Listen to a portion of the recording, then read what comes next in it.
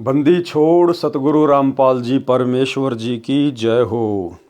परम पिता परमात्मा सारी सृष्टि के रचनहार कुल मालिक असंख्य ब्रह्मांडों के स्वामी जगत गुरु तीनों लोकों में प्रवेश करके सबका भरण पोषण करने वाले राजाधिराज आत्माधार नाथों के नाथ देवों के देव महादेव सर्वेश्वर महेश्वर मृत्युंजय अजरो अमर आदि अनादि सनातनी प्रभु जगत पिता जगदीश्वर श्री श्री 1008 की उपाधि के वास्तविक अधिकारी अकाल मूरत शब्द स्वरूपी राम वासुदेव सर्वगतम ब्रह्म परम पूज्य प्रथम पूज्य परम संत परम पुरुष परम धनी परम दयालु सत्य कबीर हक्का कबीर अल्लाहु अकबर बाखबर अल्लाह ताला जगत के तारणहार जगत के मुक्तिदाता जगत के जगन्नाथ हारे के सहारे हिंदुओं के राम मुसलमानों के अल्लाह सिखों के वाहेगुरु ईसाइयों के मसीह दया के सागर दयानिधि करुणा के सागर करुणानिधि स्वयंभू परिभू संकट मोचन कष्ट हरण मंगल करण दुख भंजन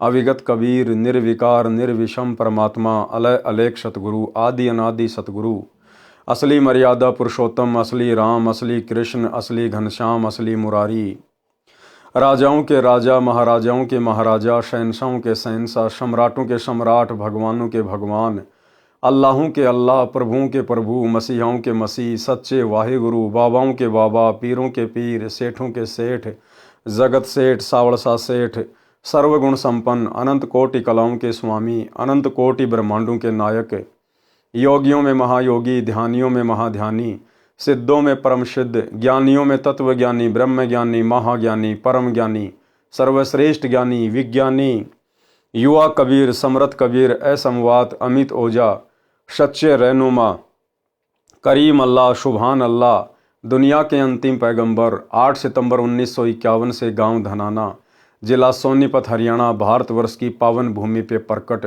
रियल कल की भगवान श्री नारायण साकार हरि श्री बाबा साहिब शब्द स्वरूपी राम संत श्रोमणी सतगुरु रामपाल जी परमेश्वर जी के चरण कमल में साध संगति से जुड़े हुए देश विदेश से सभी सतसेवक भाई बहनों का अनंत कोटि दंडवत प्रणाम। सत्साई भाई और बहनों, दया पूज्य गुरुदेव भगवान की सारी सृष्टि के मालिक की असंख्य ब्रह्मांडों के स्वामी की सतगुरु रामपाल जी परमेश्वर जी की जिनके शुभ आशीर्वाद से विशेष आशीर्वाद से छप्पर फाड़ दया से आप और हम सभी सत्सेवक भाई बहन साध संगति से जुड़कर गुरुदेव भगवान के तत्व ज्ञान को आधार बनाकर अपनी आत्मा के कल्याणार्थ हेतु मोक्ष प्राप्ति के लिए निरंतर मर्यादाओं में रहते हुए भक्ति मार्ग की ओर बढ़ रहे हैं। भाई और बहनों, परमात्मा की विशेष मेहर जो गुरुदेव ने हमें साध संगति से जोड़ा, क्योंकि साध संगति इस कलयुग की बिचली पीढ़ी में सतलोक के लिए ट्रेनिंग सेंटर है। साध संगति से जोड़कर ही परमात्मा आत्मा को विकारों से मुक्त करेंगे और सतलोक के योग्य हंस बनाएंगे। आने वाले समय में पूरा विश्व जुड़ेगा, पूरी दुनिया जुड़ेगी। और जिस प्रकार से आज समय रहते आप और हम भाई बहन गुरु को इष्ट मानकर प्रत्येक मर्यादाओं में रहते हुए विषय विकारों से दूर हटकर अपनी आत्मा के कल्याण के लिए भक्ति कर रहे हैं, इसी प्रकार से साध संगति से जुड़कर इन्हीं सब मर्यादाओं को फॉलो करके आने वाले समय में पूरा विश्व भक्ति किया करेगा। तो भाई और बहनों, पूज्य गुरुदेव भगवान के कर कमल से लिखित पवित्र पुस्तक मुक्ति बोध के ऊपर वीडियो बनाने की श्रृंखला जारी है। इसी श्रृंखला में आज हमारा ये 10वें नंबर का वीडियो है। प्रत्येक वीडियो में सतगुरुदेव भगवान के आशीर्वाद से हमें बहुत कुछ अध्यात्म से संबंधित सीखने को मिलता है, जानने को मिलता है। अब हम आज के वीडियो में आगे बढ़ते हैं। पवित्र ग्रंथ मुक्ति बोध पेज नंबर 77। आज परमेश्वर जी ने अपने कर कमल से सुदामा जी की जो कथा है वो लिखी है। कथा एक चीज का भाई और बहनों, आप और हमने अब ज्ञान हो जाना चाहिए, पूरी तरह से ये आभास हो जाना चाहिए, हमारे हर प्रकार के संदेह मिट जाने चाहिए। हम जिन पवित्र सदग्रंथों को पढ़ रहे हैं, सबसे पहली बात तो ये कि ये तत्व ज्ञान समझ में आने के बाद, सतगुरु का ज्ञान समझ में आने के बाद भगत को ये पता चल जाना चाहिए कि इस पृथ्वी पर यदि कोई सबसे उत्तम सर्वमान्य सर्वश्रेष्ठ प्रमाणित सदग्रंथ है तो केवल सतगुरु रामपाल जी परमेश्वर जी के सत्संग हैं या उनके कर कमल से लिखी गई पुस्तकें हैं। बाकी गीता, वेद, कुरान, पुराण, बाइबल ये आधा अधूरा ज्ञान है, आधा अधूरा ज्ञान। और गुरुदेव भगवान जब अपने कर कमल से इन पवित्र शास्त्रों में, इन पुस्तकों में, जैसा कि हम मुक्ति बोध को पढ़ रहे हैं, यदि गुरुदेव इनमें कोई कथा शामिल करेंगे तो भाइयों और बहनों फिर विचार करना चाहिए, केवल परमेश्वर की ही महिमा होगी उसमें।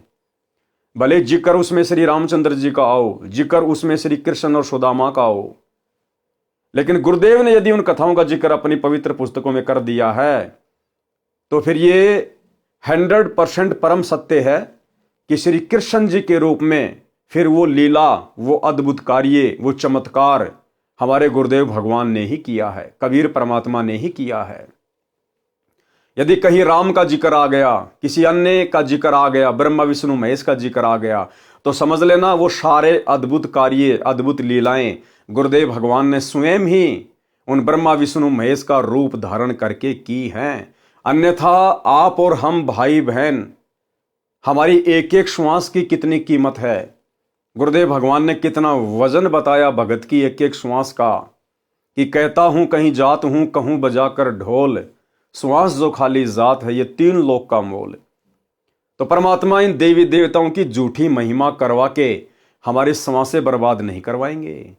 आप और हम भगत भाई बहनों को गुरुदेव भगवान ने इस कलयुग की पिछली पीढ़ी में पैदा केवल ब्रह्मा विष्णु महेश की, देवी देवताओं की, राम और श्री कृष्ण की महिमा के लिए नहीं किया।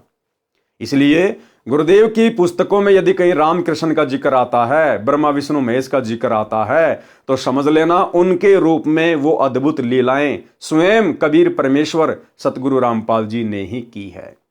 तो आज हम जो कथा सुनने जा रहे हैं सुदामा और श्री कृष्ण जी की, तो श्री कृष्ण रूप में ही सुदामा जी के चरण स्वयं कबीर परमेश्वर सतगुरु रामपाल जी परमेश्वर जी ने धोए थे। आज हम आगे बढ़ते हैं। कथा सुदामा जी को धनी बनाया। किसने धनी बनाया सुदामा जी को? श्री कृष्ण जी तथा ब्राह्मण सुदामा जी सहपाठी थे, यानी दोनों साथ साथ पढ़ा करते थे। शिक्षा काल में दोनों की घनिष्ठ मित्रता थी। शिक्षा उपरांत श्री कृष्ण जी द्वारिका के राजा बने। सुदामा जी अपना पारंपरिक कार्य कर्म कांड करके यजमानी करने लगे। वे वास्तव में ब्राह्मण थे, ग्रंथों के ज्ञान के अनुसार अपने जीवन को चलाया करते थे, परंतु ऋषियों को ही ग्रंथों के गूढ़ रहस्यों का ज्ञान नहीं था। इस कारण से साधना, शास्त्र विधि त्याग कर मनमाना आचरण जो गुरुजनों ने बताया हुआ था वही किया करते थे, जिससे वर्तमान में कोई लाभ नहीं हो रहा था। श्री सुदामा जी की किसी यजमान को भ्रमित करके रुपए या अन्य पदार्थ नहीं लेते थे। केवल अपना व परिवार का भोजन तथा कपड़े यदि आवश्यकता हुई तो लेते थे।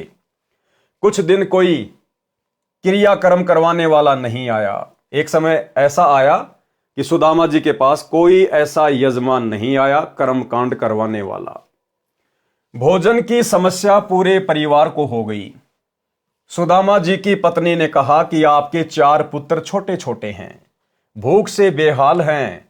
आप कहते हो कि द्वारिकाधीश श्री कृष्ण मेरे मित्र हैं, वे द्वारिका के राजा हैं, आप कुछ धन मांग लाओ।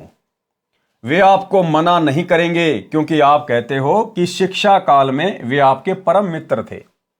वे आपके साथ घर आते थे और इकट्ठा खाना खाते थे। सुदामा जी ने कहा कि ब्राह्मण मांगता नहीं है। क्या कहा सुदामा जी ने? कि ब्राह्मण मांगता नहीं है। और गुरुदेव भगवान अपनी वाणी में कहते हैं कि मांगण मरण समान है, मत मांगो कोई भीख, और मांगण से मरना भला या सतगुरु की सीख। कि जो ब्राह्मण होता है, जो भगत होता है, वो कभी दुनिया के आगे हाथ नहीं फैलाएगा। यहां पर भाई और बहनों मांगने के 2 अर्थ हैं। गुरुदेव ने जिस मांगने के लिए मना किया है कि वो ब्राह्मण का धर्म नहीं है, भगत का धर्म नहीं है, वो है भीख मांगना। घर घर जाके दिए माई, आटा दिए, रोटी दिए, भीख मांगना, उसको कहते हैं मांगना। वो भक्ति मार्ग में जायज नहीं है। दूसरा मांगना होता है उधार कोई वस्तु लेना, वो परमेश्वर ने यहां पर शामिल नहीं की है। उधार वस्तु, उधार पैसा कोई भी ले सकता है, किसी की भी मदद वो कर सकता है। उधार लेन देन भीख मांगने में नहीं आती है। लेकिन यहां गुरुदेव ने जिस मांगने के लिए मना किया है, और सुदामा जी ने कहा अपनी पत्नी से कि मैं मांगूंगा नहीं, वो होता है जाकर भीख मांगना। तो गुरुदेव भगवान ने क्या कहा? सुदामा जी ने कहा कि ब्राह्मण मांगता नहीं, अपने कार्य कर्म कांड करके दक्षिणा ले सकता है। श्री कृष्ण मेरे यजमान भी नहीं है, इसलिए मेरा सिर नीचा हो जाएगा। यदि मित्रता समाप्त करनी हो तो मित्र से कहो कुछ दो। ये गलती सुदामा ब्राह्मण नहीं कर सकता, भूखा मर सकता है। शास्त्रों में लिखा है कि जिसने पूर्व जन्म में दान धर्म नहीं किया वह अगले जन्म में निर्धन रहता है। मैंने पूर्व जन्म में कोई दान नहीं किया होगा, इसलिए मैं निर्धन हूं, मुझे धन नहीं मिल सकता। पत्नी ने चारों पुत्रों को उसके सामने खड़ा कर दिया, जो एक रोटी को एक दूसरे से छीनने की कोशिश कर रहे थे। विचार करना भाई और बहनों, कितना गरीब परिवार था। सुदामा जी कितने निर्धन थे।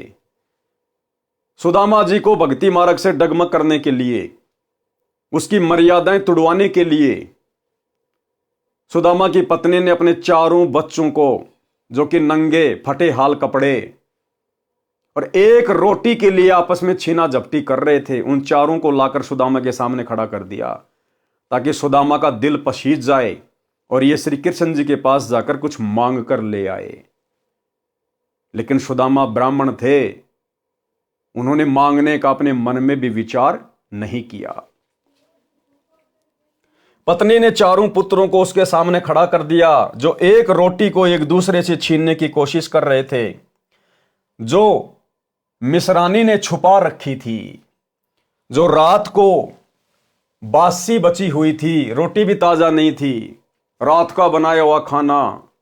और सुदामा की पत्नी ने एक रोटी छुपा के रख दी थी, और सुबह उस एक रोटी के ऊपर सुदामा के चारों बच्चे आपस में लड़ रहे थे, झगड़ रहे थे, छीना झपटी कर रहे थे। इतनी गरीबी, और उसके बाद भी सुदामा अपने मित्र से, श्री कृष्ण जी से मांगने के लिए नहीं गया। और आज हालात क्या है भाई और बहनों संगत में? 90% संगत जो सतलोक आश्रमों से जुड़ी हुई है, ज्ञान आधार उनके आसपास भी नहीं है। सतलोक आश्रम मैनेजमेंट हरियाणा ने काल प्रेरणा से प्रार्थनाओं के नाम पर नंबरों की लिस्ट जारी कर रखी है, और ये लाखों की संगत जो इन आश्रमों से जुड़ी हुई है, आए दिन हजारों की संख्या में गुरुदेव के पास में प्रार्थनाएं भिजवाती है। गुरुजी से मेरी ये प्रार्थना लगा देना, गुरुजी मेरा लड़का नौकरी नहीं लग रहा, गुरुजी मेरी लड़की को बच्चा पैदा नहीं हो रहा, गुरुजी उसकी डिलीवरी होने वाली है, गुरुजी मेरे छोरे का इंटरव्यू है, गुरुजी मैं कुआं खुदवाना चाहता हूं, फलाना दिखना। नामदान सेंटरों पे जा जाके प्रार्थनाएं लिखवा रहे हैं। अरे सुदामा से शिक्षा लेनी चाहिए। सुदामा को तो कोई तत्वदर्शी सतगुरु भी नहीं मिला हुआ था। सुदामा को यह तत्व ज्ञान भी प्राप्त नहीं था, ताकि उसको विश्वास होता, दृढ़ता आती उसमें। आज आप और हमारे को गुरुदेव ने कौन सी वस्तु देने में कमी छोड़ रखी है? शास्त्र प्रमाणित ज्ञान दे दिया। विश्वास के लिए गुरुदेव ने हमारे 100 कार्य किए, और फिर भी हम लोग मर्यादा में रहकर भक्ति ना करके, क्योंकि जो व्यक्ति मर्यादा में रहकर गुरु को इष्ट मानकर भक्ति करेगा, उसको तो किसी के आगे हाथ फैलाने की जरूरत ही नहीं पड़ेगी। वो केवल भक्ति के लिए अपने गुरु के आगे हाथ फैलाएगा कि भक्ति दान मोहि दीजियो देवन के देवा हो, जन्म पाया भूलू नहीं करहूं पद सेवाओ। वो बेटा बेटी नहीं मांगेगा सतगुरु से, क्योंकि उसको ज्ञान हो जाता है कि सतगुरु ने मेरी सर्व भौतिक और आध्यात्मिक इच्छाओं की पूर्ति के लिए मुझे अनमोल भक्ति दे दी। अब यदि मैं मर्यादा में रह के भक्ति करूंगा तो परमात्मा मुझे आवश्यक वस्तु अवश्य देगा। फिर हाथ किस लिए फैलाना, बार बार डिमांड किस चीज की करनी? क्या हमारे गुरु को पता नहीं है? क्या गुरु जी सर्वशक्तिमान नहीं है? क्या गुरु जी दिव्य दृष्टा नहीं है? क्या गुरु जी अंतर्यामी नहीं है, जो गुरु को अपने शिष्यों की तकलीफों के विषय में पता नहीं होगा? तो भाई और बहनों, आप और हम कलयुग की बिचली पीढ़ी वाले तत्वज्ञानी भगत कहाँ खड़े हैं। और सुदामा जी को देखिएगा, ना शास्त्रों का ज्ञान, ना कोई सच्चा गुरु प्राप्त, फिर भी अपने धर्म कर्म पर अडिग, उसको कहते हैं भगत। तब आज जाके सुदामा जी का नाम है। ये सोचा था कि एक का भी पेट नहीं भरेगा, कौन से बच्चे को दूं, इसलिए उसको छुपा रखा था। वह एक लड़के के हाथ लग गई थी, उससे अन्य छीना झपटी कर रहे थे। मिसरानी ने कहा कि आप इन बच्चों के लिए मांग लाओ। कि पंडित जी, यदि आप अपने लिए ना मांगो तो कम से कम अपने बच्चों के ऊपर तो रहम करो, ये भूखे मर रहे हैं, कम से कम इनके लिए तो मांग के ले आओ कुछ।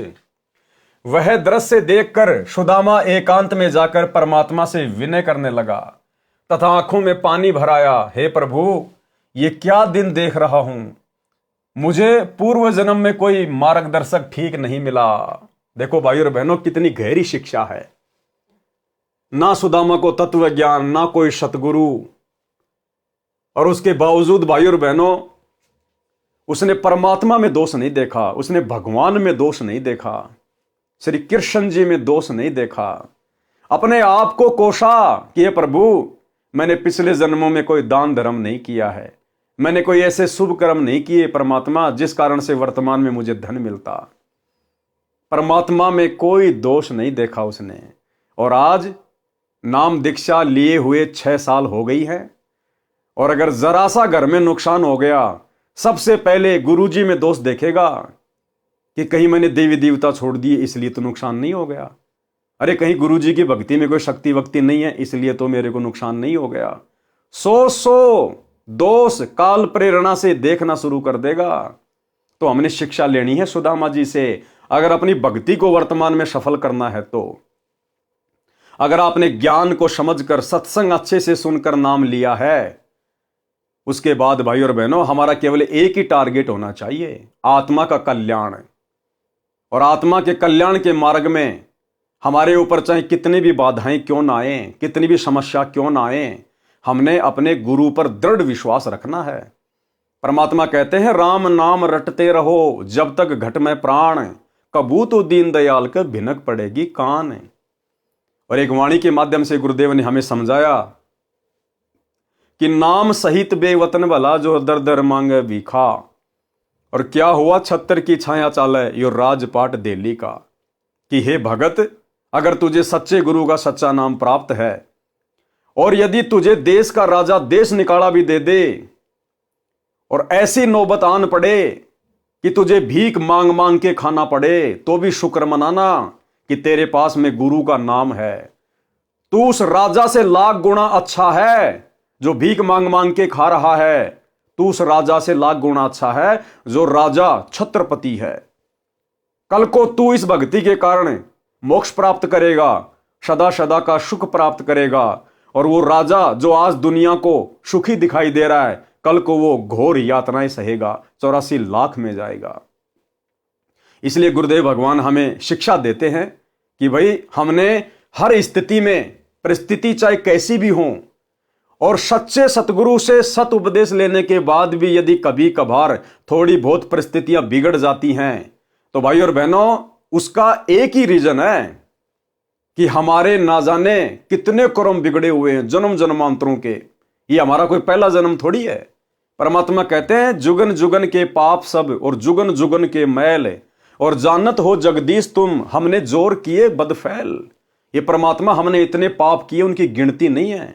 एक कसाई अपनी जिंदगी में कितनी हत्याएं करता है, हमने अरबों खरबों जो है वो कसाईयों के जन्म भोगे, हमने कई करोड़ों राजाओं के जन्म भोगे। राजा तो एक कसाई से भी ज्यादा जो है पाप का भागी होता है। तो हमारे इतने संचित पाप कर्मों का ढेर, और उसको परमात्मा यदि हल्का सा काट रहे हैं, थोड़ी बहुत कोई समस्या आ भी रही है, तो यही सोचना चाहिए कि परमात्मा मेरी पहाड़ जैसी समस्या को और हल्के में काट रहा है। संत शरण में आने से आई टले बला, और जय मस्तिष्क में सूली हो, फांसी हो, कहते हो कांटे में टल जा। परमात्मा फांसी की सजा को कांटे में टाल रहा है। कुछ भी हो जाए भाई और बहनों, कुछ भी, हमने अपने गुरु पर संदेह नहीं करना, हमने भक्ति पर संदेह नहीं करना, हमने निरंतर आगे की ओर ही बढ़ना है। फिर आएगा एक दिन, आएगा एक समय, परमात्मा हमें वो सर्व सुख भी देगा, सर्व लाभ भी देगा, और हमारे विश्वास को गुरुदेव भगवान दृढ़ भी करेंगे। तो सुदामा जी से हमने शिक्षा लेनी चाहिए। वह दृश्य देखकर सुदामा एकांत में जाकर परमात्मा से विनय करने लगा तथा आंखों में पानी भराया, हे प्रभु, ये क्या दिन देख रहा हूं। मुझे पूर्व जन्म में कोई मार्गदर्शक ठीक नहीं मिला, जिस कारण से मैंने दान नहीं किया है। हे प्रभु, मुझसे ये भूखे बच्चे देखे नहीं जाते। या तो मुझे मार दो या फिर इन चारों को अपने पास बुला लो। इतने में परमेश्वर कबीर जी एक यजमान का रूप धारण करके आए और ढेर सारा सूखा सीधा आटा, चावल, दाल, खांड, घी, नमक, मिर्च बच्चों के कपड़े देकर चले गए। देखो भाई और बहनों, श्री कृष्ण जी को चिंता नहीं है, श्री कृष्ण जी को नहीं पता, श्री कृष्ण जी अंतर्यामी नहीं है। ये परमात्मा अपनी आत्माओं के लिए 100 छल छिद्र करता है। आप और हम सभी आत्माएं, सुदामा जी, श्री कृष्ण जी भी उसी कबीर परमेश्वर सतगुरु रामपाल जी के बच्चे हैं, उनकी आत्माएं हैं। और जब आत्मा के ऊपर कोई संकट आता है, परेशानी आती है, तो परमेश्वर 100 छल छिद्र करता है, अपनी आत्मा को संभालता है। तो सुदामा जी के बच्चों के लिए, सुदामा के परिवार के लिए कबीर परमेश्वर सतगुरु रामपाल जी, जिन्होंने एक सेठ का रूप बनाया और बैलगाड़ी में सारा सामान महीने भर का लाद कर और सुदामा जी के घर पर रख कर चले गए। इतने में परमेश्वर कबीर जी एक यजमान का रूप धारण करके आए और ढेर सारा सूखा सीधा आटा, चावल, दाल, खांड, घी, नमक, मिर्च बच्चों के कपड़े देकर चले गए।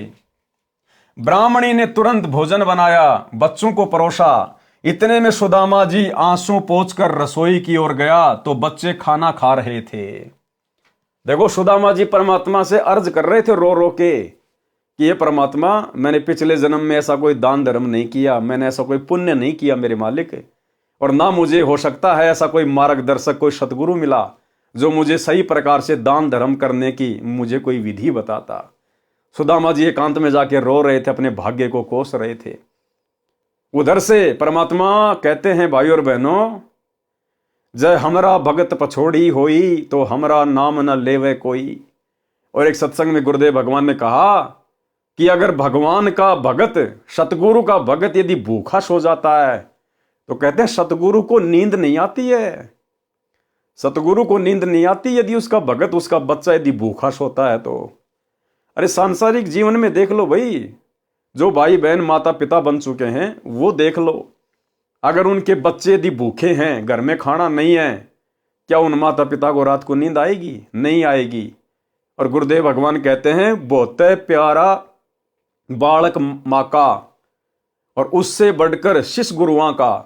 एक माँ को अपना बच्चा बाप से सैकड़ों गुना ज्यादा प्यारा होता है, और गुरुदेव कहते हैं गुरु को अपना शिष्य उस माँ से भी सैकड़ों हजारों गुना ज्यादा जो है वो प्रिय होता है। तो गुरु को भला कैसे नींद आ सकती है? परमात्मा का सिंहासन भी हिल जाता है अगर उसके भगत पे दिक्कत आती है तो। लेकिन भगत होना चाहिए कोई फॉर्मेलिटी वाला भगत नहीं, सत भगत, कि चाहे मेरी गर्दन क्यों ना कटे, मैं गुरु की मर्यादा नहीं तोड़ूंगा। तो सुदामा जी एकांत में जाके रो रहे हैं, परमात्मा से अर्ज कर रहे हैं। उधर से परमात्मा सुदामा के एक यजमान का रूप बना के और परमेश्वर गाड़ी भर के लेके आ गया। ज्यों राखो त्यों ही रहूं, ज्यों राखो त्यों ही रहूं, हमरा के चारा खाने जाद खरीद हूं, गुलाम तुम्हारा। परमात्मा की रजा में राजी रहना सीखना पड़ेगा अपने।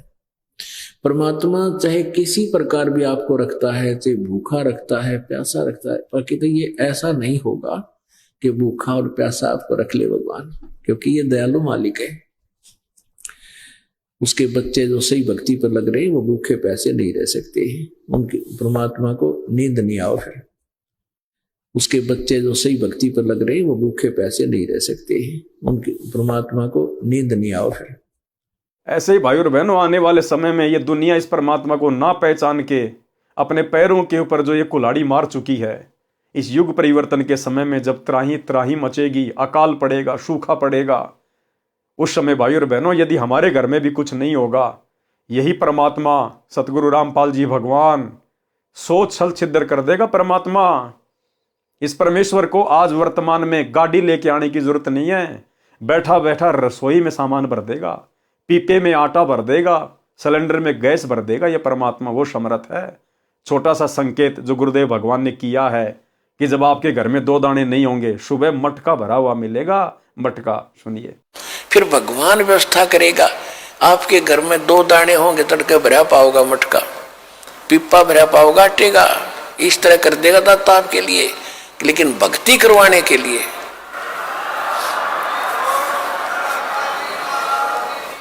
ये उनकी करेगा जो भक्ति करेंगे, और जो बकवाद चाहोगे वो अपना करते रहियो।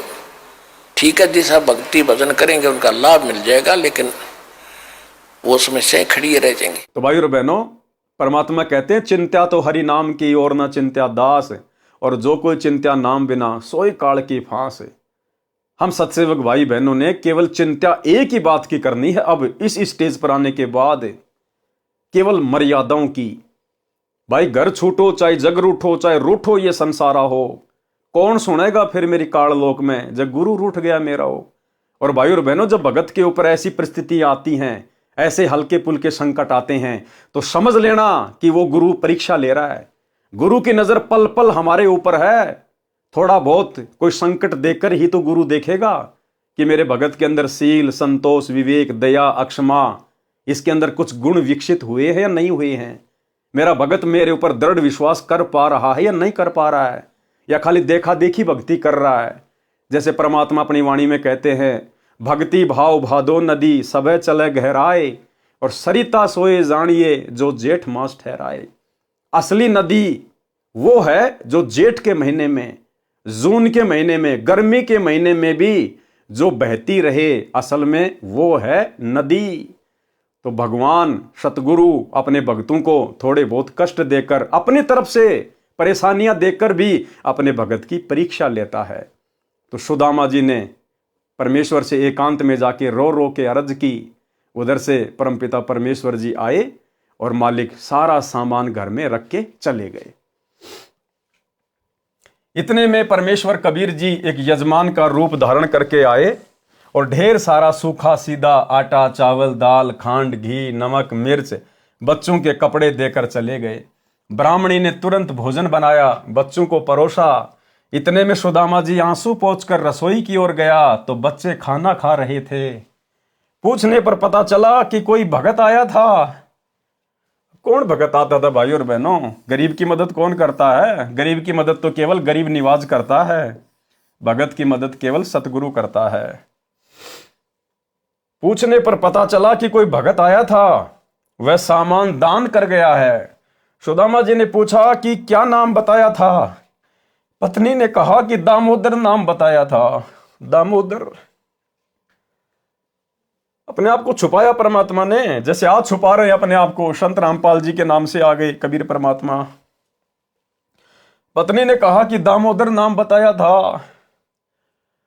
सुदामा जी ने अपने दिमाग पर जोर दिया तो कोई भी दामोदर नाम का यजमान उनका नहीं था, कि भाई मेरा तो कोई दामोदर नाम का कोई यजमान है ही नहीं, भला कौन दे गया।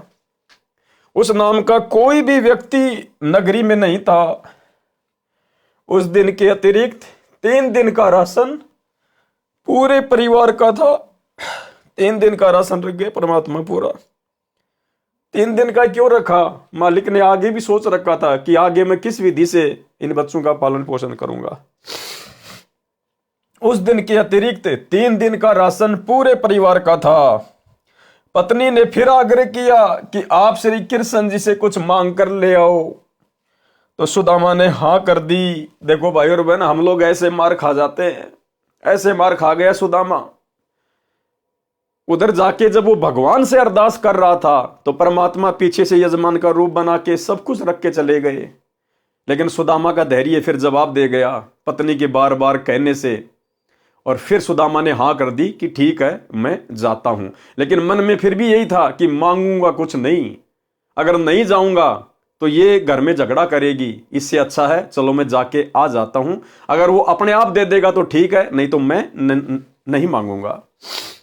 पत्नी ने फिर आग्रह किया कि आप श्री कृष्ण जी से कुछ मांग कर ले आओ। तो सुदामा ने हां कर दी, परंतु मन में यही था कि जाकर आ जाऊंगा, मांगूंगा नहीं। किसी मित्र या रिश्तेदारी में जाते समय उनके लिए घर से कुछ मिठाई बनवा कर ले जाने की परंपरा थी। उसके स्थान पर पत्नी ने 3 मुट्ठी यानी 250 ग्राम चावल भूनकर भगत के पल्ले से बांध दिए। सुदामा जी द्वारिका में तीसरे दिन शाम को पहुंचा। मैले कपड़े, टूटी जूती, एक भिखारी जैसे वेश में श्री कृष्ण जी के राजभवन के सामने द्वार पर खड़ा हो गया और द्वारपाल से अंदर जाने के लिए आज्ञा चाहिए। तो द्वारपाल ने परिचय पूछा, कौन हो, क्या नाम है, कहां से आए हो, क्या काम है? ये राजा का राजभवन है, आपको किससे मिलना है? सुदामा जी ने अपना परिचय दिया। फिर द्वारपाल ने कहा कि पहले हम महाराज जी से आज्ञा लेकर आएंगे, यदि आज्ञा हुई तो आपको मिलाएंगे। द्वारपाल ने श्री कृष्ण जी को सब पता बताया। तो श्री कृष्ण नंगे पैरों सिंहासन छोड़कर दौड़े दौड़े आए। श्री कृष्ण भाई और बहनों राजा था, राजा में अहंकार होता है, राजा में मान बढ़ाई होती है। राजा अपने एक मैले कुचैले गरीब से भगत के लिए नंगे पैर दौड़कर नहीं आता कभी भी। राजा को सौ टेंशन हो जाएगी, लोग क्या कहेंगे, दुनिया क्या कहेगी। वो परमपिता परमेश्वर, सारी सृष्टि का राजा कबीर भगवान सतगुरु रामपाल जी उस समय श्री कृष्ण जी के रूप में सिंहासन पर विराजमान थे और मालिक को मालूम था कि मेरा बच्चा आ रहा है। और भगवान का बच्चा और 3 लोक के देवताओं के आगे हाथ फैलाए, ये भगवान सहन नहीं कर सकता। इसलिए परमात्मा सतगुरु रामपाल जी स्वयं श्री कृष्ण रूप बनाकर सिंहासन पर जाकर बैठ गए। और जैसे ही सुदामा का नाम सुना, तुरंत नंगे पैर दौड़ लिए परमात्मा। ये परमेश्वर अपनी आत्माओं से इतना प्रेम करते हैं और आप और हम आज भी इनको नहीं पहचान पा रहे। आज हमारे लिए 21 महीने की 2006 में जेल, 2014 से 10 साल से जेल। भाई और बहनों, आम संत होता तो फांसी खा के मर जाता, फांसी खा के। परमार्थ के लिए निस्वार्थ भाव से इतना संघर्ष धरती पे कोई नहीं कर सकता। केवल एक बाप अपने बच्चों के लिए कर सकता है, परमात्मा अपनी आत्माओं के लिए ही कर सकता है। तो परमेश्वर दौड़ लिए। द्वारपाल ने श्री कृष्ण जी को सब पता बताया। तो श्री कृष्ण जी नंगे पैरों सिंहासन छोड़कर दौड़े दौड़े आए और मैले धूल भरे कपड़ों समेत सुदामा जी को गले से लगा लिया और सिंहासन पर बैठा दिया, अपने सिंहासन पर बैठा दिया परमेश्वर ने। फिर अपने हाथों सुदामा जी के पैर धोए। भाई और बहनों, आज हमें अपने गुरुदेव के चरणामृत को बनाने के लिए उनके चरण धोने में शर्म आ रही है। और यहां परमात्मा ने अपनी आत्मा को सिंहासन पर बैठा कर उनके पैर धोए गरम गरम पानी से परमेश्वर जी ने। फिर अपने हाथों सुदामा जी के पैर धोए, नहाया, नए कपड़े पहनाए, कई प्रकार का भोजन बनवाया। खाने के लिए जो चावल सुदामा जी लाए थे उनको बड़ी रुचि के साथ श्री कृष्ण जी ने खाया। भाई और बहनों, बहुत गहरी शिक्षा है, ध्यान रखना। सुदामा जी की पत्नी ने, मिश्रानी ने जो 250 ग्राम चावल, 3 मुट्ठी चावल जो दिए थे भून के, परमेश्वर ने, सतगुरु रामपाल जी भगवान ने बड़े प्रेम के साथ में खाए, बड़े आनंद के साथ में खाए। सुदामा जी के चावल का भोग लगाया परमात्मा ने। सुदामा जी के खाने के लिए कई प्लेटों में हलवा, खीर, कई सब्जी रोटी सामने रख दी। सुदामा जी को अपने घर का दृश्य याद आया कि आज शाम का खाना घर पर नहीं है। बच्चे भूखे बैठे हैं, रो रहे होंगे, माँ रोटी रोटी कह रहे होंगे, मैं ये पकवान कैसे खाऊं? यदि नहीं खाऊंगा तो श्री कृष्ण जी को पता चलेगा कि मैं कुछ नहीं मांगने आया हूं। इसलिए एक टुकड़ा लेकर धीरे धीरे खाने लगा। उंगलियों को बार बार मुख में चाटकर समय बिताने लगा, परंतु श्री कृष्ण की दृष्टि तो मित्र के मुख कमल पर थी। परमेश्वर कबीर देव सतगुरु रामपाल जी की दृष्टि तो अपने भगत के मुख कमल के ऊपर थी, और ना होती तो भी कोई बड़ी बात नहीं भाई और बहनों, ये मालिक तो अंतर्यामी है। सब हाव भाव देख रहे थे। कहा, खा ले यार सुदामा, क्यों उंगली चाटे जा रहा है। सुदामा जी ने 2 रोटी खाई तथा खीर हलवा नामात्र खाया और हाथ धोकर बैठ गया।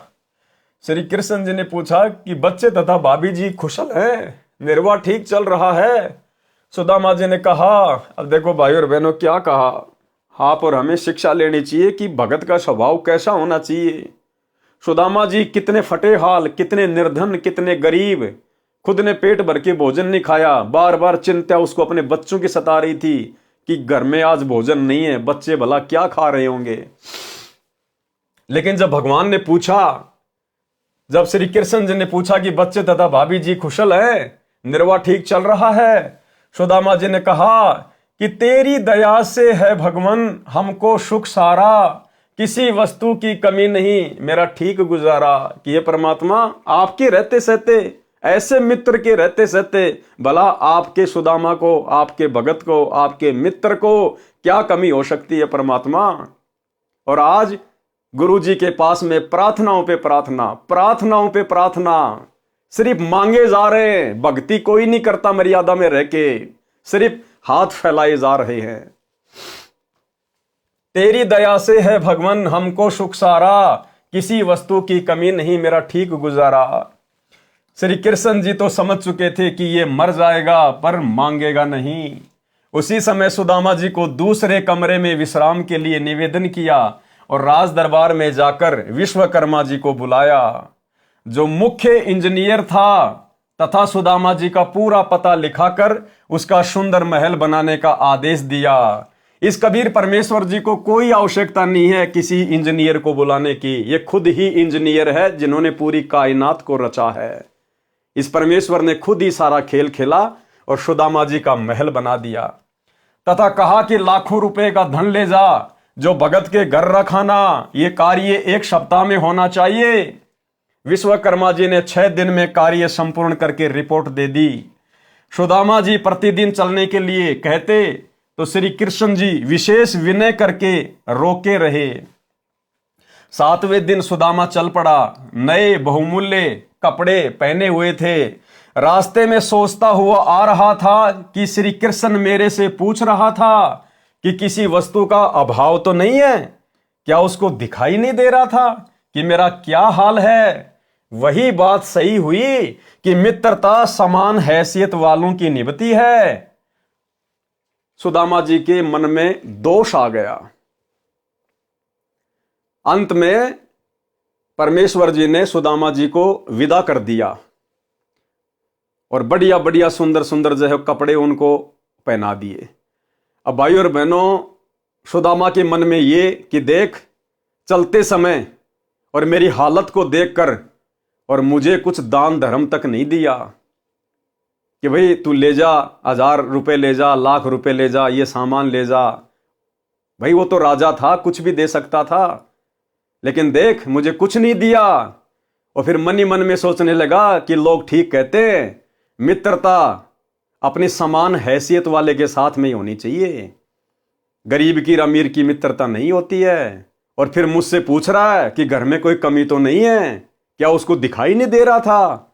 मेरे फटे पुराने कपड़े, मेरा मैला कुचैला शरीर, क्या उसको दिखाई नहीं दे रहा था कि मैं कितना सुखी हूं और मैं कितना दुखी हूं? फिर भी मेरे से कह रहा है कि सब ठीक ठाक है ना। इतना दोष सुदामा जी के मन में श्री कृष्ण जी के प्रति आ गया। आप और हमारे लिए शिक्षा है भाई और बहनों, आप और हमारे लिए। अब सुदामा को नहीं पता था इस बात का कि तेरे वहां से निकलने से पहले ही परमात्मा ने विश्वकर्मा को आदेश देकर और तेरे घर को धन धान्य से भरपूर करने का आदेश दे दिया, तेरा महल बनवाने का आदेश दे दिया। भगवान की प्रोसीजर उसी समय शुरू हो चुकी थी, लेकिन हम ठहरे जीव। सुदामा के मन में दोष आ गया। इसी प्रकार भाई और बहनों, इस परमेश्वर की क्या मर्जी होती है क्या इसकी प्रक्रिया चल रही है? आप और हम दो कोटि के जीव हैं, हम नहीं समझ सकते। हमने दीक्षा ले ली, यदि ज्ञान समझ में आ गया तो हमने केवल दृढ़ विश्वास के साथ निरंतर आगे बढ़ना है। चाहे आजीवन परमात्मा हमें टूटी चप्पलों में क्यों ना रखे, एक टाइम के भोजन में क्यों ना रखे, फटे पुराने कपड़ों में क्यों ना रखे, बदहाली में क्यों ना रखे, हमने अपने गुरु पर कभी संदेह व्यक्त नहीं करना चाहिए कि ये परमेश्वर जो आप दे रहे हो, जो आप कर रहे हो, परमात्मा मेरे लिए तो राजा से कम नहीं है। हमने उसकी रजा में राजी रहना होगा, तब परमेश्वर हमसे प्रसन्न होंगे। लेकिन सुदामा के मन में दोष आ गया। अब दोष आया तो फिर उसकी सजा भी मिलनी थी। रास्ते में जंगली लोगों ने सुदामा के वो कपड़े छीन लिए, नंगा कर दिया सुदामा को, अंडरवियर तक नहीं छोड़ी उसकी। ये उसको सजा मिली भगवान के ऊपर संदेह करने की। रास्ते में सोचता हुआ आ रहा था कि श्री कृष्ण मेरे से पूछ रहा था कि किसी वस्तु का अभाव तो नहीं है, क्या उसको दिखाई नहीं दे रहा था कि मेरा क्या हाल है? वही बात सही हुई कि मित्रता समान हैसियत वालों की निभती है। इतनी देर में जंगली भीलों ने रास्ता रोक लिया और कहा कि निकाल दे जो कुछ ले रखा है। सुदामा जी ने कहा कि मेरे पास कुछ नहीं है। भीलों ने तलाशी ली तो कुछ नहीं मिला। सुदामा जी के कीमती धोती कुर्ता छीन ले गए, उसको नंगा छोड़ गए। सुदामा जी को यह सजा अविश्वास की मिली थी। किस बात की सजा मिली भाई और बहनों? अविश्वास की। जबकि सुदामा तो उस समय परमेश्वर की शरण में भी नहीं था, उसने कोई गुरु भी धारण नहीं कर रखा था जो तत्वदर्शी हो। उसके बाद भी भगवान के ऊपर अविश्वास करने की यह सजा मिली। आज आप हमें वही परमात्मा मिला हुआ है, कबीर देव सतगुरु रामपाल जी। आज हम इनकी शरण में हैं, और यदि आज हमने अपने गुरुदेव पर किसी भी पॉइंट को लेकर, किसी भी बात को लेकर यदि हमने जरा भी संदेह व्यक्त कर लिया, किसी के कहने से, कुछ भी बकवाद करने से, दुनिया भर के सिर परे सोशल मीडिया पर तरह तरह के वीडियो बनाकर गुरुदेव भगवान के ऊपर उंगलियां उठाते रहते हैं, यदि हमने जरा सा भी मन में संदेह कर लिया तो भाई और बहनों, अविश्वास की सजा कहीं न कहीं हमें अवश्य भोगनी पड़ेगी। सुदामा जी को यह सजा अविश्वास की मिली थी। शाम को सूर्यास्त के बाद अपनी झोपड़ी से थोड़ी दूरी पर अंधेरे में एक पेड़ के नीचे खड़ा होकर देखने लगा तो देखा कि झोपड़ी उखाड़ कर फेंक रखी है। अब सुदामा को नहीं पता था इस बात का कि झोपड़ी उखाड़ कर भगवान ने महल बनवा दिया। सुदामा ने देखा भाई किसी अमीर आदमी ने और मेरी झोपड़ी को उखाड़ दिया और यहां पर अपना महल बना लिया, और भाई पता नहीं मेरे बच्चे कहाँ होंगे, किस हाल में होंगे, भूखे मर रहे होंगे। ये सोचने लगा एक पेड़ के नीचे खड़ा होकर, अंधेरा था, नंगा था, एक पेड़ के ओट में खड़ा होकर सोचने लगा अपने मकान के पास में। खड़ा होकर देखने लगा तो देखा कि झोपड़ी उखाड़ कर फेंक रखी है। उसके स्थान पर आलीशान महल 2 मंजिल का बना है। सुदामा जी दुखी हुए कि किसी ने झोपड़ी भी उखाड़ दी और कब्जा करके अपना मकान बना लिया। बच्चे तथा पत्नी पता नहीं कहां भूख के मारे डूबकर मर गए होंगे। अब जीवित रहकर क्या करना है? मैं भी दरिया में समाधि लेकर जीवन अंत करता हूं। यदि परिवार जीवित भी होगा तो भूख के मारे तड़फ रहा होगा, मेरे से देखा नहीं जाएगा। वहां से चलने वाला था, उसकी पत्नी महल पर खड़ी होकर अपने पति के आने की बाट देख रही थी। जो मिसरानी थी वो महल की छत पे खड़ी होकर सुदामा का वेट कर रही थी कि पंडित जी कहीं विचलित ना हो जाएं, पंडित जी कहीं डगमग ना हो जाए। वह विचार कर रही थी कि पंडित जी अपनी झोपड़ी को न पाकर कुछ बुरी ना सोच लें। इसलिए द्वारिका के रास्ते पर टकटकी लगाए खड़ी थी। उसने उसी समय एक व्यक्ति अंधेरे में खड़ा महसूस हुआ। पंडिताइन ने देखा कि एक व्यक्ति सामने अंधेरे में खड़ा है। मिश्राणी शीघ्रता से दीपक लेकर उस ओर चली। सुदामा जी पेड़ की ओट में होकर देखने लगा कि यह स्त्री कौन है, दीपक लेकर कहां जाएगी। दीपक की रोशनी में सुदामा ने अपनी पत्नी को पहचान लिया, परंतु महल से आई है, यह क्या माजरा है। सुदामा जी ने कहा कि दीपक बुझाओ, मैं नंगा हूं। रास्ते में भीलों ने मेरे वस्त्र छीन लिए जो श्री कृष्ण जी ने नए बहुत कीमती बनवाए थे। पंडितानी ने दीपक बुझा दिया। सुदामा ने पूछा कि ये महल किसने बना दिया, अपनी झोपड़ी किसने उखाड़ दी। आपकी कृपा से सब कुशल है, किसी वस्तु की कमी नहीं है, निर्वाह ठीक चल रहा है। भाई और बहनों, विचार करने की बात है, गहरी शिक्षा है। जिस समय परमेश्वर जी ने सुदामा से पूछा, हालचाल पूछा कि गुजारा ठीक चल रहा है, घर पर सब ठीक ठाक हैं, बच्चे कुशल मंगल हैं। यदि सुदामा जी उस समय आप और हम जैसे 2 कोड़ी के कलयुगी बिचली पीढ़ी वाले भक्तों की तरह नादानी दिखा देता और रोने लग जाता कि ये परमात्मा, मैं तो बहुत गरीब हूं, मेरे बच्चे भूखे हैं, एक रोटी के लिए तड़प रहे हैं, रो रहे हैं। अगर सुदामा यदि गिड़गिड़ाना शुरू कर देता उस समय, भाई और बहनों, परमात्मा सुदामापुरी नहीं रचता, परमात्मा महल नहीं बनवाता। उसकी गिड़गिड़ाहट को देखकर एक बैलगाड़ी सामान की भर के भेज देता, इससे ज्यादा नहीं देता परमात्मा। लेकिन भगत ने दृढ़ता दिखाई, भगत ने दृढ़ता दिखाई कि भगवान आपके दया से सब कुछ कुशल मंगल है, आपके रहते सहते भला आपके मित्र को क्या हो सकता है। तब परमेश्वर प्रसन्न हुए। और आज ये दास जाया करता था 2013 में, जब दास ने दीक्षा ली गुरुदेव भगवान से, उन्हीं के आशीर्वाद से, तो जब दर्शनों के लिए गुरुदेव भगवान के पास लाइन लगा के जाया करते थे, तो भाई और बहनों, 100 में से 90 भगत केवल अपने दुख, अपनी प्रार्थना किया करते थे। गुरुजी ये समस्या है, गुरुजी ये हो गया, गुरुजी वो हो गया। सिर्फ अपने दुखों के लिए रोना धोना, सिर्फ अपने दुखों के लिए रोना धोना। और यहां सुदामा जी क्या कर रहे हैं देख लो। अरे सच्चे सतगुरु अंतर्यामी भगवान के आगे दुखों के लिए नहीं रोया जाता। इस कलयुग की बिचली पीढ़ी में वो महामूर्ख मंद बुद्धि भगत होगा जो सतगुरु के आगे दुखों को लेकर रोएगा। दुखों के लेकर वो रोएगा जिसको ज्ञान नहीं होगा, जिसको सतगुरु अंतर्यामी नजर नहीं आएगा, जिसको सतगुरु कबीर परमेश्वर नजर नहीं आएगा। अन्यथा गुरु ने हमें वो जड़ी बूटी दे दी, वो साधना दे दी, अगर हम मर्यादा में रहकर इसका जाप करेंगे, परमेश्वर बिना मांगे देगा, बिना मांगे। मैंने भी कह दिया था कि आपकी कृपा से सब कुशल है, किसी वस्तु की कमी नहीं है, निर्वाह ठीक चल रहा है। पत्नी ने कहा कि आप कहां मांगने वाले हो, वे तो अंतर्यामी हैं, सब जान गए थे। सुदामा जी ने कहा कि सब जान गए थे, इसलिए तो मेरे वस्त्र भी छिनवा दिए कि अंतर्यामी थे। और वो मेरे मन की बात को जान गए कि रास्ते में आते समय मैंने उनके प्रति क्या क्या घटिया विचार अपने अंदर पैदा किए थे। अंतर्यामी थे तभी तो मेरे कपड़े भी छिनवा दिए। मैं विचार करता जा रहा था कि देखा, मित्र मेरे से पूछ रहा था कि सब ठीक तो है, किसी वस्तु की कमी तो नहीं है। मैं सोच रहा था कि क्या उसको मेरी दशा देखकर यह नहीं पता था कि यह दशा क्या ठीक ठाक की होती है। ठीक ही कहा है कि मित्रता तो समान हैसियत वालों की निभती है। मैंने तो इतना विचार ही किया था कि उसी समय मेरे वस्त्र भी लूट लिए गए। तब मिश्रानी ने कहा कि आपकी परीक्षा ली थी, परंतु आप यहां पर चूक गए। क्या कहा मिश्रानी ने कि ये आपकी परीक्षा ली थी भगवान ने और आप यहां पर चूक गए। भाई और बहनों, दया पूजे गुरुदेव भगवान की।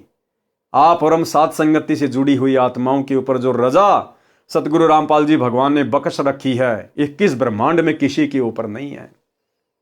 पिछले 10 वर्षों से आप और हम भगत भाई बहनों ने कोई प्रार्थना हिसार जेल में नहीं लगाई। आप और हमने कोई भी संदेह, किसी भी प्रकार का कोई भी शंका अपने गुरुदेव पर और भक्ति पर नहीं की। आप और हमने केवल उनको अंतर्यामी परमेश्वर मानकर मर्यादा में रहकर भक्ति पर जोर दिया। और इसी का यह नतीजा है कि आज गुरु हम पर प्रसन्न है और गुरु ने हम सबका ज्ञान योग खोल दिया। क्योंकि ये ज्ञान योग खुले बिना हमें गुरु में कभी भी इष्ट नजर नहीं आ सकता, कबीर भगवान नजर नहीं आ सकता। तब मिश्रानी ने कहा कि आपकी परीक्षा ली थी, परंतु आप यहीं पर चूके थे, उसी का झटका आपको दिया। अब देख तेरे मित्र का कमाल, अब देख परम मित्र का कमाल। साधु माई बाप है, साधु बाई बंद, साधु मिलावे राम से काटे यम के फंद। बच्चों के वस्त्र राजाओं जैसे हैं, 4 सिपाही चारों कोणों पर रखवाली कर रहे हैं। वाणी नंबर 106 में यही कहा है कि संत सुदामा जी श्री कृष्ण के संगी यानी मित्र थे, जो दारिद्र यानी निर्धनता की दरिया नदी यानी अत्यधिक निर्धन व्यक्ति था। उसके चावल खाकर कंचन सोने के महल बख्श दिए, यानी निःशुल्क मुफ्त में दे दिए। क्या खाकर? उसके चावल खाकर। देखो भाई और बहनों, परमात्मा कहते हैं खेल चाहे डिस्ट्रिक्ट लेवल का हो, चाहे नेशनल लेवल का हो, चाहे इंटरनेशनल लेवल का हो, नियम एक जैसे ही होते हैं। ठीक इसी प्रकार ये भक्ति मार्ग है। ये भक्ति चाहे 3 लोक की हो, चाहे 21 ब्रह्मांड की हो, चाहे सतलोक की हो, नियम एक जैसे ही हैं। उस अंतर्यामी कबीर परमेश्वर सतगुरु रामपाल जी को बचपन से लेकर उस समय तक सुदामा की सारी स्थिति का पता था। क्या परमात्मा पहले उसके घर नहीं बनवा सकते थे? क्या पहले परमात्मा उसके घर को धन धान्य से परिपूर्ण नहीं कर सकते थे? कर सकते थे, ये सर्वशक्तिमान है। लेकिन क्यों नहीं किया? इस भक्ति का नियम है। परमात्मा कहते हैं देते को हरि देत है जहां तहां से आण, और अण देवा मांगत फिर साहिब सुने नहीं कान। जब तक उस कबीर परमेश्वर जी ने सुदामा के चावल का भोग नहीं लगा लिया, तब तक सुदामा के ऊपर मेहर नहीं बख्शी। समझ जाओ भाई और बहनों, कितनी बड़ी मेहर हुई है साथ संगति से जुड़ने के बाद।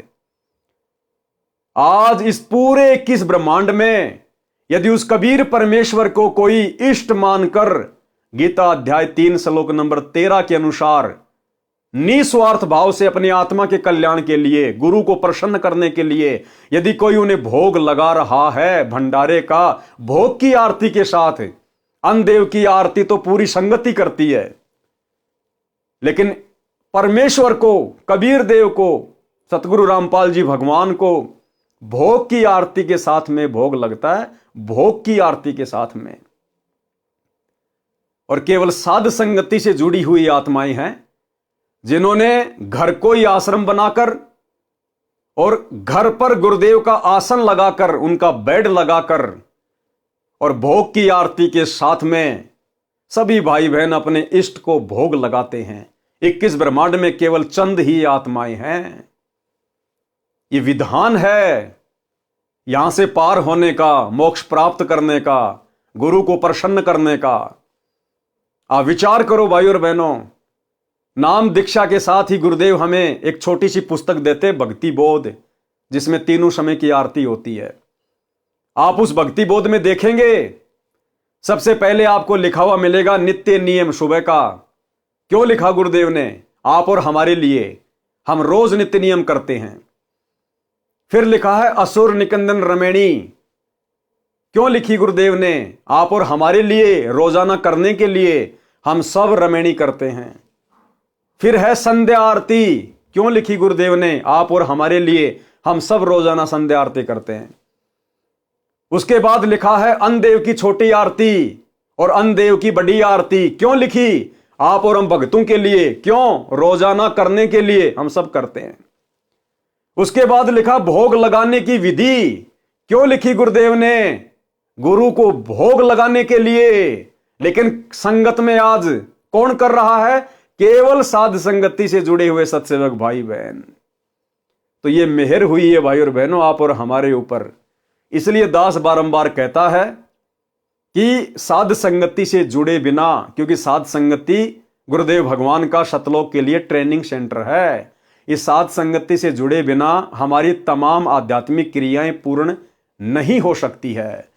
तो जब परमेश्वर ने वो सुदामा जी के द्वारा लाए गए चावल का भोग नहीं लगाया, तब तक कुछ नहीं दिया। और जैसे ही गुरुदेव ने भोग लगाया, परमेश्वर ने सुदामापुरी रच दी। सुदामापुरी कंचन के महल, बॉडीगार्ड भी खड़े हैं सिक्योरिटी के लिए कि कहीं कोई मेरे भगत को दुखी ना कर दे, परेशान ना कर दे।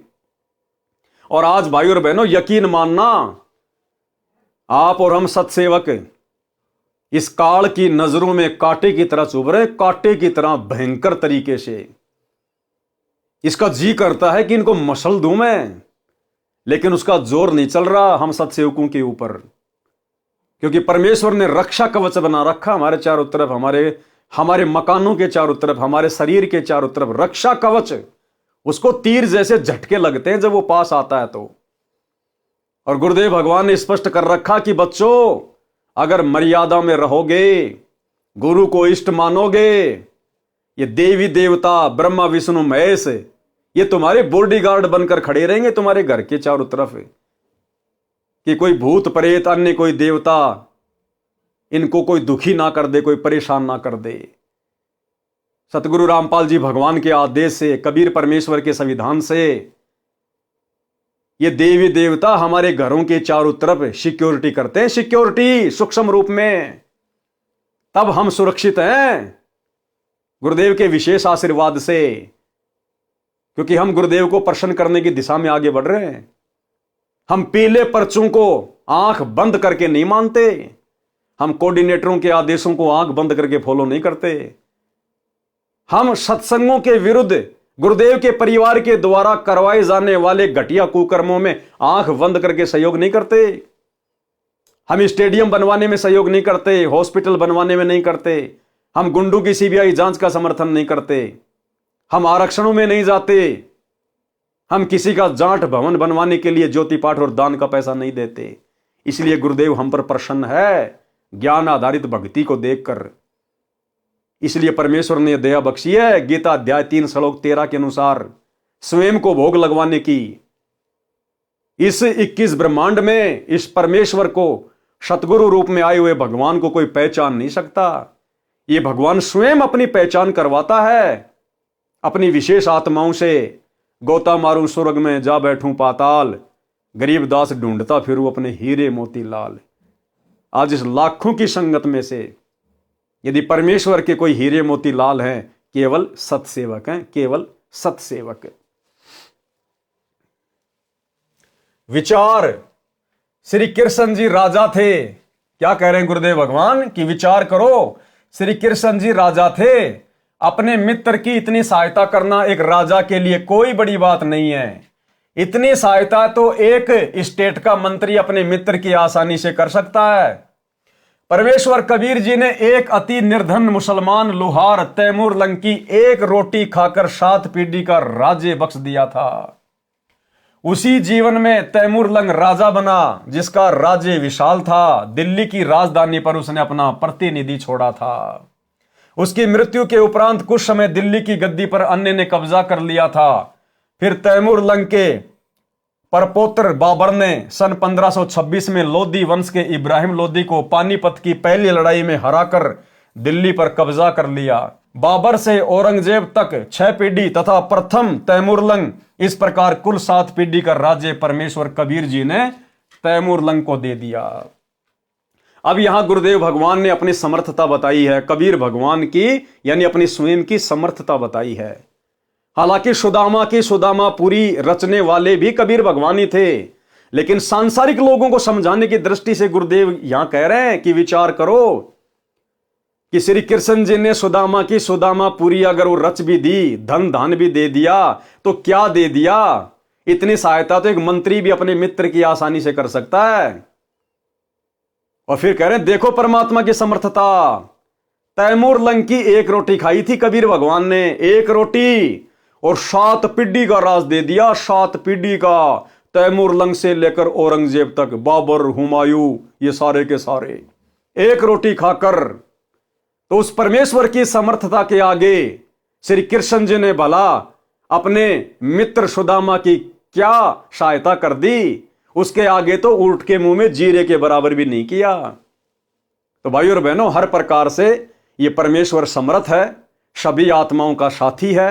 इन छोटे मोटे अवतारों के रूप में भी सारा कार्य अपनी आत्माओं का ये परमेश्वर ही सिद्ध करता है। नंबर 1, तैमूर लंग जिसकी परमात्मा ने एक रोटी खाई थी, जिसके बदले 7 पीढ़ी का राज दिया था। सबसे पहले तैमूर लंग ने राज्य किया। दूसरे नंबर पर बाबर, तीसरे पर हुमायूं पुत्र बाबर, चौथे नंबर पर अकबर पुत्र हुमायूं, 5वें नंबर पर जहांगीर पुत्र अकबर, छठे नंबर पर शाहजहां पुत्र जहांगीर, सातवें नंबर पर औरंगजेब पुत्र शाहजहां। और उसके बाद में दिल्ली का साम्राज्य टुकड़ों में बंटना शुरू हो गया था। सन 1526 से 1707 तक बाबर से लेकर औरंगजेब ने दिल्ली का राज्य किया। विशेष भिन्नता, जन्म मरण का कष्ट न श्री कृष्ण का समाप्त है न सुदामा का हुआ। दोनों ही आगे के जन्मों में अन्य प्राणियों के शरीरों में जाएंगे। और तैमूर की एक रोटी खाकर भगवान ने 7 पीढ़ी का राज तो दिया दिया, साथ में परमात्मा ने मोक्ष का अधिकारी भी बना दिया। तैमूर को 7 पीढ़ी का राज्य भी मिला और मोक्ष भी मिला। सहायता में इतना अंतर समझें, जैसे सहायता तो स्टेट का मंत्री करे, दूसरा देश का प्रधानमंत्री करे। दोनों के सहायता करने में रात और दिन का अंतर होता है।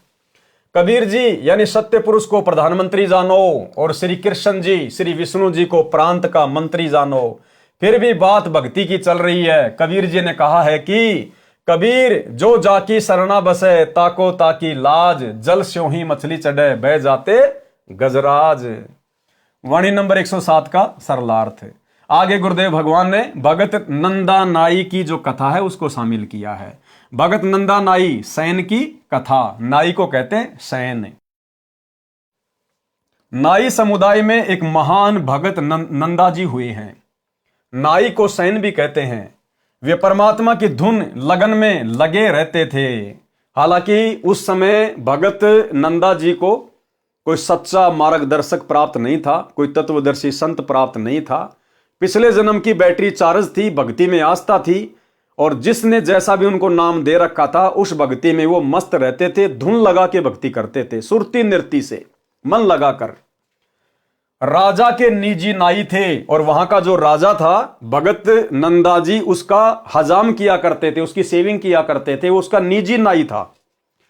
रोजाना राजा की हजामत यानी दाढ़ी काटने जाया करते थे। राजा के सिर की मालिश करने भी जाते थे। भगत नंदा जी एक दिन भगवान की भक्ति में इतना मगन हो गया कि उसको ध्यान नहीं रहा कि मैंने राजा की हजामत करने जाना है। देखो कितनी बड़ी बात है भाइयों और बहनों। आज हमें सच्ची भक्ति मिल गई तो भी हमारा ध्यान ये काल इन मंत्रों पर नहीं लगने दे रहा, भक्ति में नहीं लगने दे रहा। दुनिया भर की टेंशन कुछ तो काल ने दे रखी है। कुछ हम भक्तों ने ज्ञान को अच्छे से ना समझकर दुनिया भर की टेंशन, कारोबार, धंधा हमने भी फैला रखा है और हमारा इस भक्ति पर वो ध्यान नहीं लग रहा। उस सुरती नृत्य से आज हम मंत्र नहीं कर पा रहे जो करने चाहिए, जो गुरुदेव चाहते हैं। और इधर नंदा जी, ना इनको ये सतनाम मिला हुआ था, ना सच्चा गुरु था, और जैसी भी साधना थी उसको तन मन से किया करते थे। भगत नंदा जी एक दिन भगवान की भक्ति में इतना मगन हो गया कि उसको ध्यान नहीं रहा कि मैंने राजा की हजामत करने जाना है। राजा की दाढ़ी बनाने जाने का निर्धारित समय था, वह समय जा चुका था। जैसे मान लीजिए राजा की दाढ़ी सुबह वो 11 बजे करता था प्रतिदिन, लेकिन उस समय वो भक्ति में लीन हो गया और वो 11 बजे का समय निकल गया। अब नंदा जी को पता था कि भाई राजा कितना गुस्से वाला है और भाई आज तो तेरे को परिवार समेत वो कोल्लू में पेलेगा, फांसी पे चढ़ाएगा, सूली की सजा तोड़ेगा। इतना भयभीत हो गया। राजा की दाढ़ी करने जाने का निर्धारित समय था, वह समय जा चुका था। 2 घंटे देर हो चुकी थी। राजाओं की जुबान पर दंड रहता था। जो भी नौकर जरा सी गलती करता था तो उसको बेरहमी निर्दयता से कोड़ों से पीटा जाता था। अचेत होने पर छोड़ा जाता था। शरीर की खाल उतर जाती थी, रो रो कर बेहोश हो जाता था। यह दृश्य भगत नंदा कई नौकरों के साथ देख चुका था। आज उनको वही भय सता रहा था। कांपते कांपते राजा के निवास पर पहुंचे। राजा के पैरों में गिरकर देर से आने की क्षमा याचना करने लगा। भगत नंदा जी जाते ही राजा के पैरों में लौटकर रोने लग गए, पैर पकड़ लिए, क्षमा याचना करने लगा। कहा कि माई बाप आगे से कभी गलती नहीं करूंगा। भगत ने देखा कि राजा की दाढ़ी बनाई हुई थी, सिर में मालिश भी कर रखी थी, भगत सैन को समझते देर नहीं लगी कि किसी अन्य नाई से हजामत तथा मालिश करवाई है।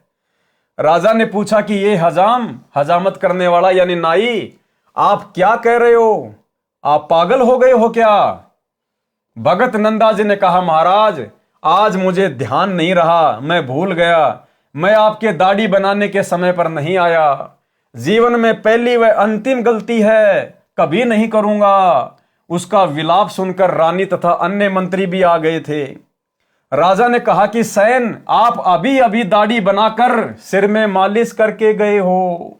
राजा ने क्या कहा कि भगत जी, आप तो अभी अभी मेरी दाढ़ी बनाकर और सिर में मालिश करके गए हो। आप क्या कह रहे हो? आप देर से आए हो? क्या नींद में बोल रहे हो?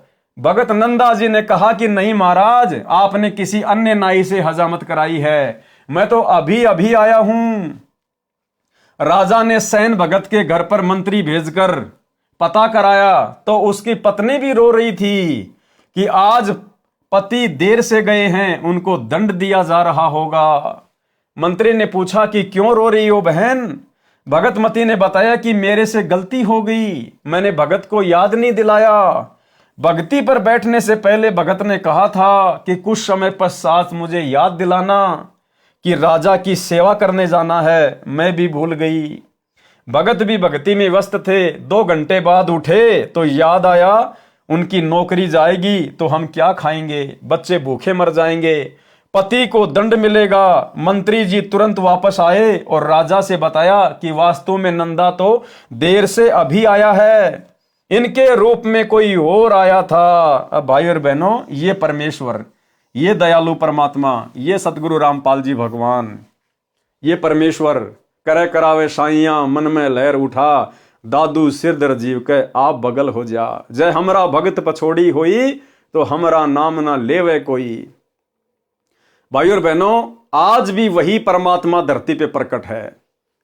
हर युग में, हर देश काल और परिस्थिति में यही कबीर परमात्मा सतगुरु रामपाल जी भिन्न भिन्न रूप धारण करके भिन्न भिन्न नामों से यहां अपनी आत्माओं के लिए अद्भुत चमत्कार करते रहते हैं, सिर्फ इसलिए कि कलयुग के इस प्राइम टाइम, इस बिचली पीढ़ी तक इन आत्माओं में भक्ति की ज्योत जलती रहे। आज भी वही भगवान है धरती पे और भगवान के गुण बदले नहीं हैं। आप और हम बदल गए, आप और हम जीवों की सोच में फर्क आ गया। आज आप और हमारे विश्वास में कमजोरी आ गई, अन्यथा आज भी यही परमात्मा सतगुरु रामपाल जी भगवान वही सब चमत्कार खड़े खड़े करने को तैयार है, खड़े खड़े करने को। और देखो भाई और बहनों, इसलिए दास बारंबार कहता है कि ये 2 कोड़ी का कुत्ता पवन दास अपनी तरफ से कुछ नहीं भोगता है। जो भी दास को परमात्मा प्रेरणा करते हैं, दास केवल वही करता है, उतना ही करता है। मालिक अंतर्यामी है, हमारे से आगे आगे चलते हैं। मालिक को मालूम था कि आज मुक्ति बोध का जो है ये नंदा नाई की कहानी के ऊपर, कथा के ऊपर वीडियो बनने जा रहा है। और दास ने जैसे ये वीडियो बनाना शुरू किया, भाई और बहनों, उससे 2 घंटे पहले मेरे पास में एक सत्सेवक बहन का व्हाट्सएप के ऊपर मैसेज आता है। उस बहन ने अपनी ऑडियो भेजी और उस बहन ने दास से कहा कि भगत जी, मैं अरुणा दासी बोल रही हूं कर्नाटक से। कर्नाटक में कोई जयपुर नाम की कोई जगह है। उसने कहा कि भगत जी, यहां पर सात संगति रखवाई परमात्मा ने 1 दिन की और आसपास के और भी भगत भाई बहन आए थे और हमारे भगत जी सिक्योरिटी का काम करते हैं, सिक्योरिटी गार्ड का काम करते हैं। तो 1 दिन की छुट्टी हमारे भगत जी ने ले ली और दूसरे दिन जो भगत भाई बहन आए हुए थे उन्होंने कहा कि भगत जी 2 दिन के साथ संगति रखेंगे, मालिक की महिमा करेंगे, इतनी दूर से आए हैं तो परमात्मा का गुणगान करेंगे, आप 1 दिन की छुट्टी और ले लो। अब उनके भगत जी ने देखा कि नौकरी पे नहीं जाऊंगा तो दिक्कत हो जाएगी, मैं तो उनको बोल के भी नहीं आया, सेठ लोग नाराज हो जाते हैं। लेकिन भगत जी ने दृढ़ता दिखाई और कहा, जब मेरे भगत भाई बहन इतना समय निकाल के परमेश्वर की महिमा के लिए साथ संगति में आए हैं, गुरुदेव को भोग लगाने, ज्ञान चर्चा करने, उनकी महिमा करने, शब्द गाने आए हैं, तो देखा जाएगा, नौकरी रहे ना रहे कोई बड़ी बात नहीं, इस भगवान के लिए, इसकी महिमा के लिए तो राजाओं ने राज्य त्याग दिए, सेठों ने संपत्ति को त्याग दिया। हम तो खाली एक दिन की बात है, तो उन्होंने ना तो कंपनी में फोन किया, कुछ नहीं किया कि जो होगा सो देखा जाएगा, और कहा ठीक है भगत जी, मिलके परमात्मा का भजन करेंगे, परमात्मा को भोग लगाएंगे, मालिक की महिमा करेंगे। और 2 दिन की साथ संगति वहां पे हो गई। तीसरे दिन जब भगत जी अपनी नौकरी करने जाते हैं सिक्योरिटी गार्ड की, तो भाई और बहनों वहां भगत जी को पता चलता है कि कल भगत जी के रूप में परमात्मा ड्यूटी देके गए। सतगुरु रामपाल जी भगवान भगत जी का रूप बनाकर और ड्यूटी देके गए, ड्यूटी देके। और वही नंदा नाई जैसी हालत। भगत जी ने कहा कि मैं तो कल आए नहीं, मेरे घर पे तो परमात्मा का सत्संग था, साथ संगति थी। बोला नहीं नहीं भाई, आया क्यों नहीं? वो मालिक कह रहा है कि भाई तू कल आया क्यों नहीं? और देख ये तेरा ये तकिया रखा देख तेरी चेयर पे। तो भगत जी ने देखा कि तकिया तो था ही नहीं यहां पे, ये तकिया यहां कैसे आ गया? परमात्मा जी खुद नया तकिया छोड़ के गए अपनी तरफ से, सबूत प्रमाण। उस मालिक ने देखा था कि वो सिक्योरिटी गार्ड चेयर पर बैठा है, वो तकिया रखा हुआ है। तो उसने कहा कि आप ही तो थे कल यहां पर, और ये तकिया रहा आपका। उसके बाद भगत जी को फिर समझते देर नहीं लगी कि सारा खेल मेरे गुरुदेव भगवान का है, क्योंकि मैंने जरा सी दृढ़ता दिखाई अपने गुरु की महिमा के लिए, साध संगति के लिए, कि नौकरी कोई बड़ी बात नहीं। असंख्य जन्म हो गए नौकरी करते हुए, ये गुलामियां हमने करते हुए। सच्ची सरकार की गुलामी करेंगे, नौकरी रहे ना रहे कोई बड़ी बात नहीं। परमात्मा खुद भगत की जगह पूरी रात ड्यूटी देके गए परमेश्वर। आपको खुद उस बहन की ऑडियो सुनाता हूं भाई और बहनों। अब बताओ, 2 घंटे बाद में दास ने वीडियो बनाना था, और 2 घंटे पहले परमात्मा ने उस बहन के माध्यम से व्हाट्सएप पर दास के पास में ऑडियो भिजवा दी। अब बताओ भाई और बहनों, अब परमात्मा नहीं करवा रहा तो कौन करवा रहा है? मैंने थोड़ी फोन किया उस बहन को। मैं तो आप में से कितने भाइयों को फोन करता हूं, कितनों को व्हाट्सएप पे मैसेज करता हूं, आप भाई बहन अच्छी प्रकार से जानते हैं। मैं तो 2-2 महीने तक आपके फोन भी नहीं उठा पाता।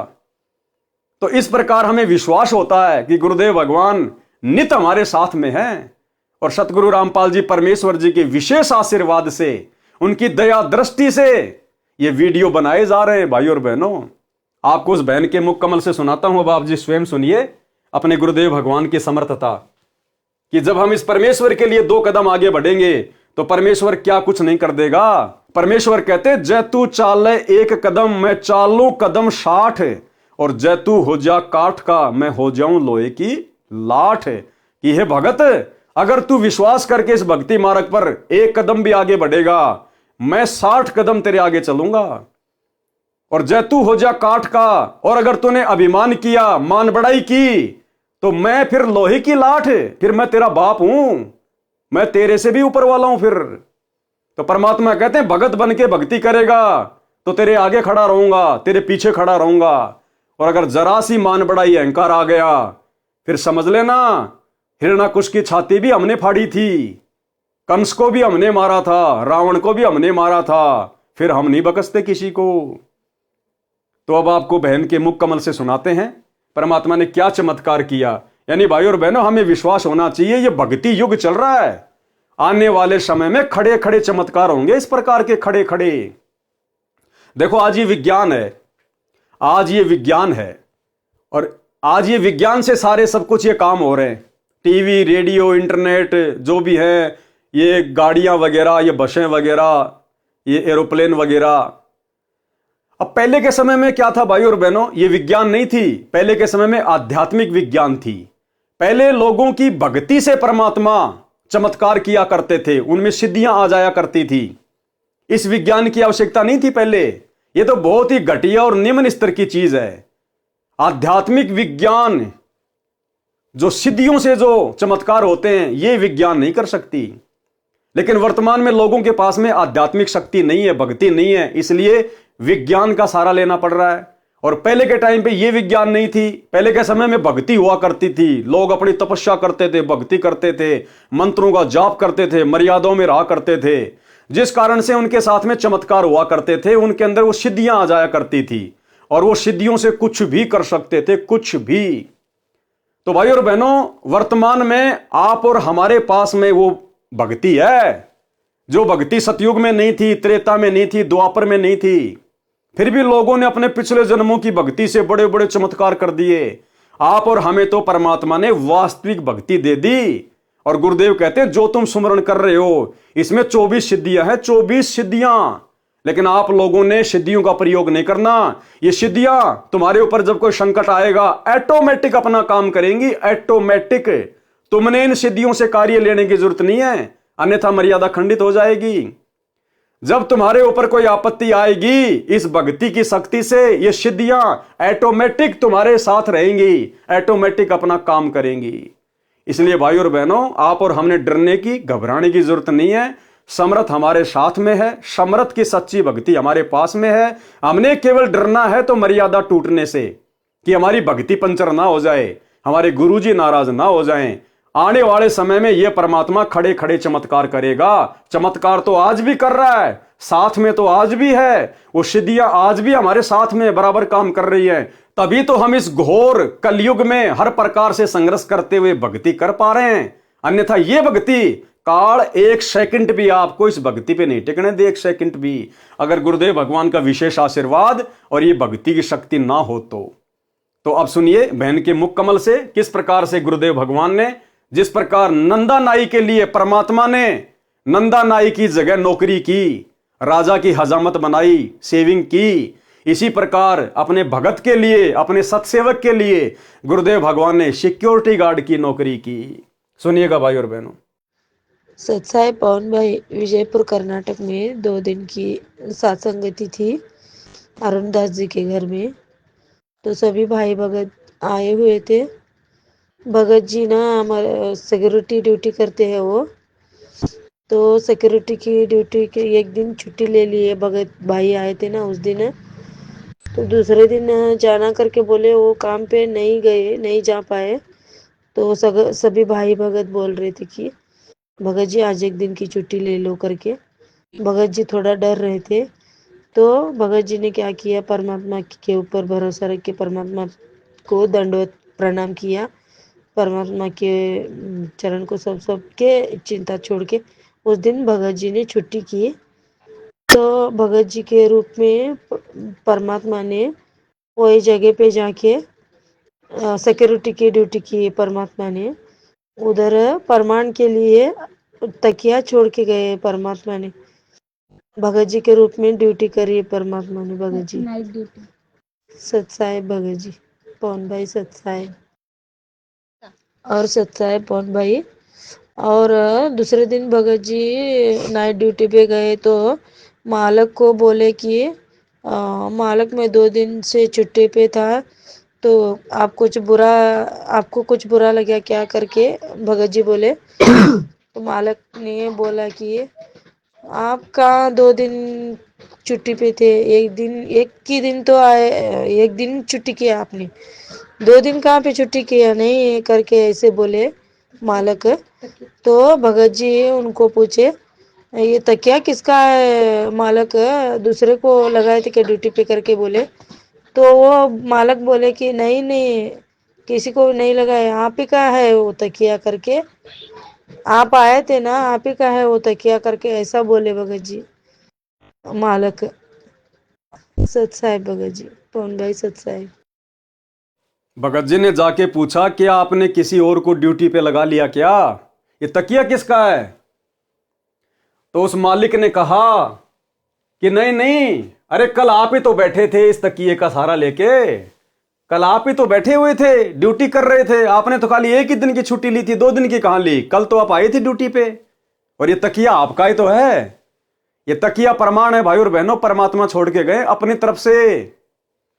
कौन कहता सत्सेवकों के साथ भगवान नहीं है, पल पल हैं, पल पल छाया की तरह।